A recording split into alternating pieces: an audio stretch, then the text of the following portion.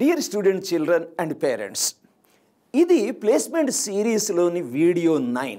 ఇందులో electrical engineering స్టూడెంట్స్కి core jobs క్యాంపస్లో కానీ ఒకసారి బీటెక్ కంప్లీట్ చేసి బయటకు పోయాక with or without experience job opportunities ఎలా ఉన్నాయి, ఈ జాబ్స్ని పొందడానికి ఎటువంటి స్కిల్స్ కావాలి అని తెలియజెప్పే ప్రయత్నమే ఇది. సో చాలా సమాచారాన్ని మేము గత 4 నెలల నుంచి క్రోడీకరించాం. సో దానికి సంబంధించి దాని నుంచి మేము సేకరించిన విషయాలను ఇక్కడ నేను చెప్తాను. ఇది ఒక శాంపుల్ మాత్రమే.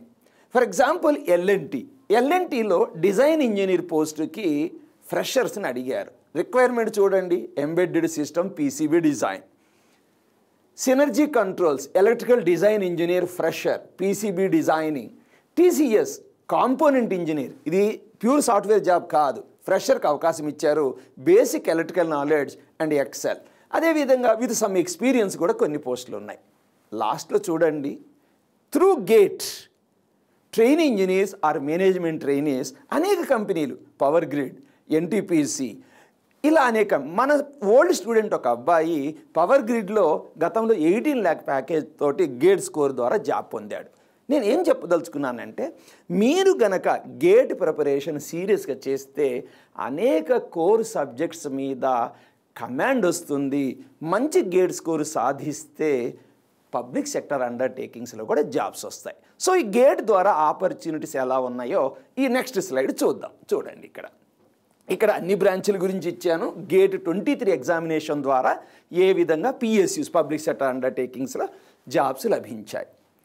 ఇప్పుడు మనం ఏం చూస్తున్నాం, ఎలక్ట్రికల్ ఇంజనీరింగ్. చూడండి, ఇక్కడ ఎలక్ట్రికల్ ఇంజనీరింగ్లో ఈఐఎల్ 7, సో గెయిల్ 8, ఎంఆర్పిఎల్ 5, ఎన్ఎల్సి నేవల్ ఇగ్నైస్ కార్పొరేషన్ 109, ఇలా చూసుకుంటూ పోండి. NTPC 298, power grid 144. సో ఈ విధంగా గేట్ 23లో 779 పోస్టులు పబ్లిక్ సెక్టర్ అండర్టేకింగ్స్లో ఎలక్ట్రికల్ వాళ్ళకి వచ్చాయి. మరి ప్రజెంట్ 24లో కొన్ని చూపిస్తా. Airports authority of India 106, NPCL 69, SAIL 61. So ఇంకా మరికొన్ని ఆపర్చునిటీస్ గేట్ 24 ద్వారా వస్తాయి. సో నేను చెప్పేది ఏంటంటే, గేట్ ఎగ్జామ్ను కూడా కన్సిడర్ చెయ్యండి, ప్రిపరేషన్ చెయ్యండి అనేది నా యొక్క suggestion. Final gist, technical subjects ఏం కావాలి ఎలక్ట్రికల్ విద్యార్థులకి. ఎలక్ట్రికల్ పవర్ సిస్టమ్, దీన్ని కాదనలేం. Electrical machines, control systems, electrical circuits and networks. ఈ మధ్య హోండై కంపెనీ కానీ అనేక కంపెనీలు వాళ్ళు ఎగ్జామ్స్ కండక్ట్ చేసినప్పుడు వీటిలో క్వశ్చన్స్ అడిగారు, ఈ సబ్జెక్ట్స్లో అడిగారు ఈ మధ్యకాలంలో. Power electronics and drives, electrical measurements and instrumentation, signals and systems,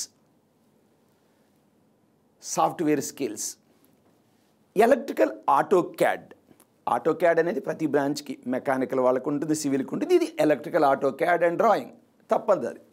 అలానే software languages, C++, Java, algorithms, data structure, Python etcetera. అయితే ఏదో ఒక లాంగ్వేజ్లో కమాండ్ అనేది కనీసం ఉండాలి. డేటా స్ట్రక్చర్ కూడా తప్పనిసరి. Excellent problem solving and analytical skills, knowledge of MS Office, అది చాలా సింపుల్, అందరూ నేర్చుకుంటారు.